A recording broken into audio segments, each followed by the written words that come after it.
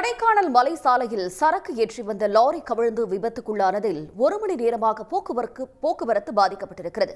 இது தொடர்பான தகவல்களை தருவதற்காக செய்தியாளர் கார்த்திக் இணைகிறார். கார்த்திக், இந்த லாரி கவிழ்ந்த நிலையில் அதில் யாருக்காவது காயம் ஏற்பட்டிருக்கிறதா? அதேபோல கோடைக்காலம் என்பதால் கொடைக்கானலில் வாகனங்கள் அதிக அளவில் வந்து செல்லக்கூடிய நிலையில் இதனால் எந்த அளவுக்கு வாகன நெரிசல் அங்கே காணப்படுகிறது?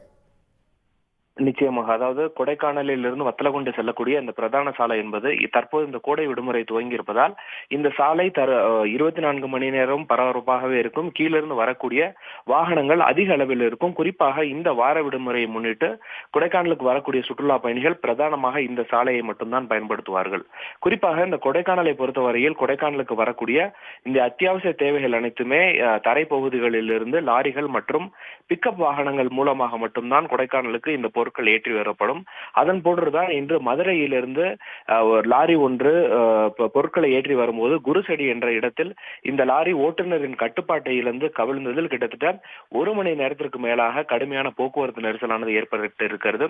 மேலும் அதிக அளவில் இந்த சரக்கு ஏற்றி வந்ததால் இந்த விபத்து ஏற்பட்டிருக்கலாம் என்று அந்த பகுதியில் இருக்கக்கூடிய மக்களும் கூட தெரிவித்திருக்கிறார்கள். மேலும் இந்த சரக்கு வாகனம் கவிழ்ந்ததில் கிட்டத்தட்ட 1 மணி நேரத்திற்கு மேலாக அந்த பிரதான சாலையில் போக்குவரத்தானது நிறுத்தப்பட்டிருந்தது.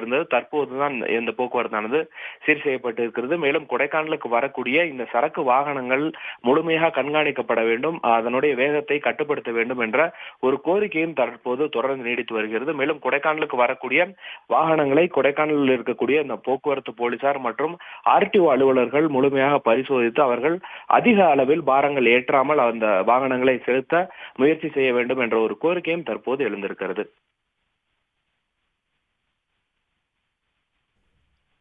தங்களுடைய விவரங்களுக்கு நன்றி கார்த்தி. உடனுக்குடன் செய்திகளை தெரிந்து கொள்ள சன் நியூஸ் பெல் ஐகானை கிளிக் பண்ணுங்க.